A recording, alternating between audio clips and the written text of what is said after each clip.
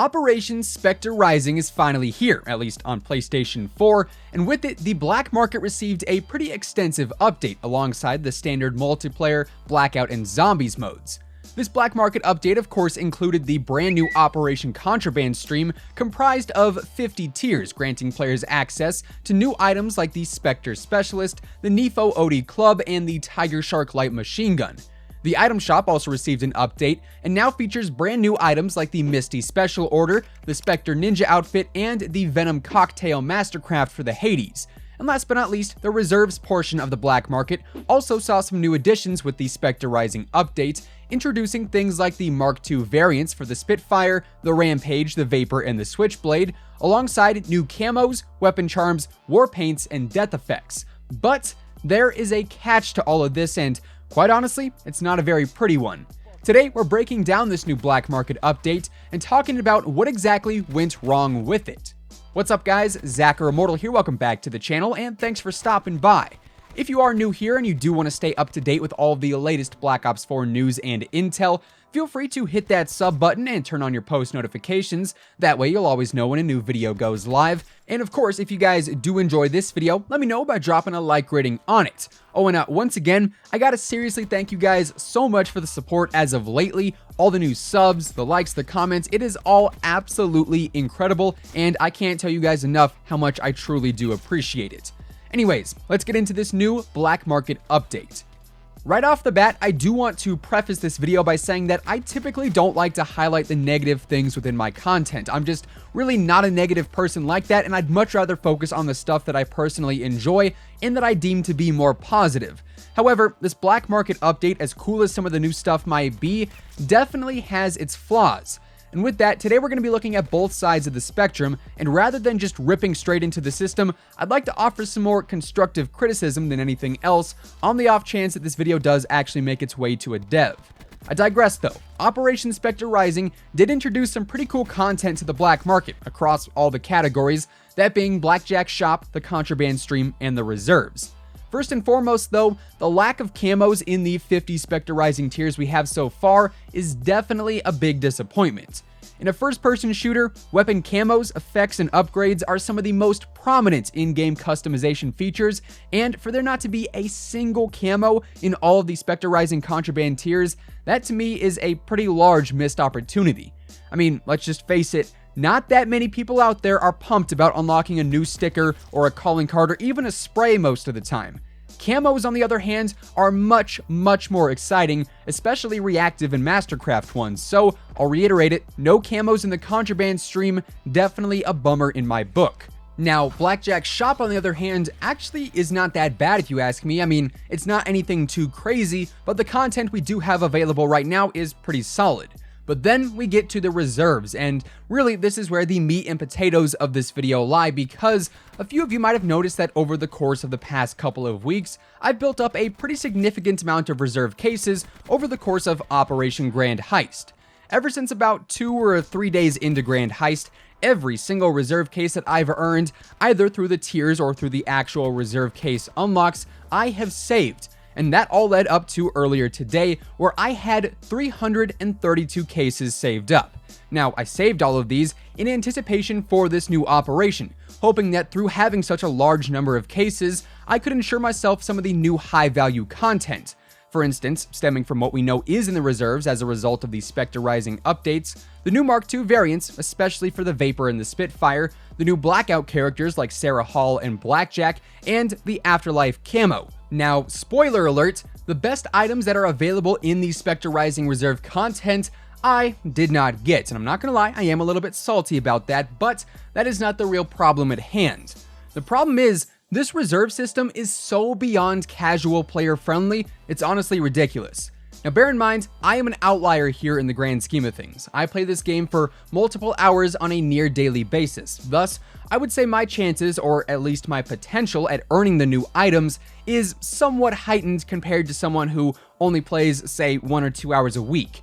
And with that, if you are someone who can only play for, say, 30 minutes a day or 2 hours a week, or maybe even less than that, your chances of ever earning the best reserve content, let alone completing the reserves, are slim to none. You guys will notice as this 332 case opening goes on, the vast majority of the items I receive here are duplicates. I think at one point I end up getting 2 epic duplicates and an ultra duplicate, and then re-rolling to a lackluster outfit or a war paint or something like that. And that to me is just a huge slap in the face. For starters, the best way to make reserves more appealing not only to the casual players but to everyone is to increase the reroll odds.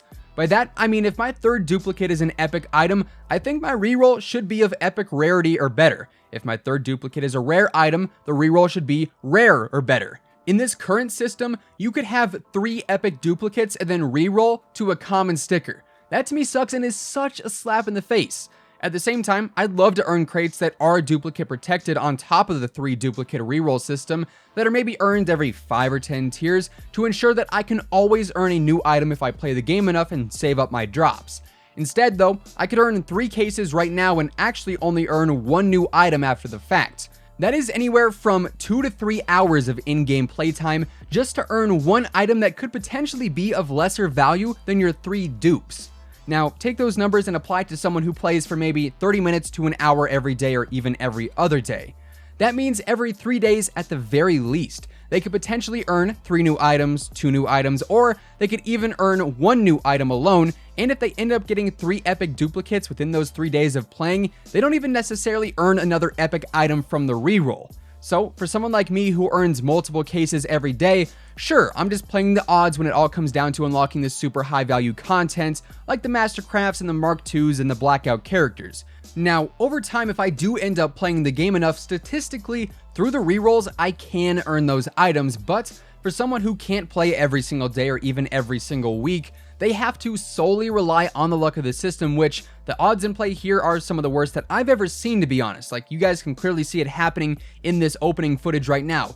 332 drops go by, and I'd say the vast majority of the content I get are duplicates, left, right, and center constantly. But the flaws don't stop there.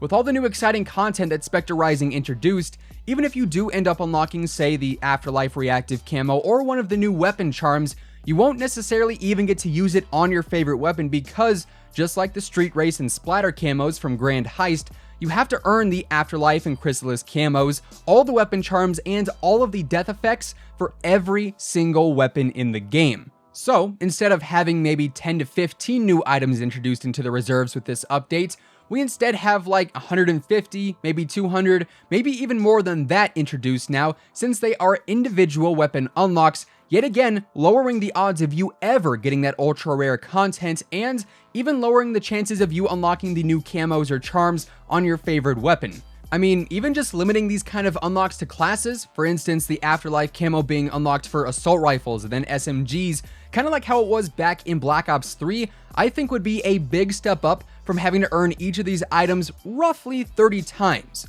Seeing an epic camo appear 30 times for 30 different guns, to me, certainly does not make it seem that epic in the grand scheme of things, I'm just saying.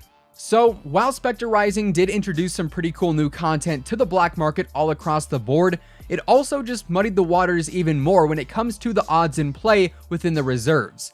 And really, for me, this all just comes back to how anti-casual player this system actually is. Now, I totally get that this is a business at the end of the day, but I just don't see why, for the life of me, even after all the backlash from the Street Race and Splatter camos in Grand Heist, Treyarch/Activision would then up the ante even more and add even more individual unlocks to a system that is already overwhelmed by lackluster filler content. If you are a casual player out there watching this, 1, thanks for watching the video. 2, I do genuinely feel bad for you if you are trying to get a certain Blackout character or a certain Mastercraft or whatever it might be, because as the system stands right now, your chances of ever getting that item are incredibly slim.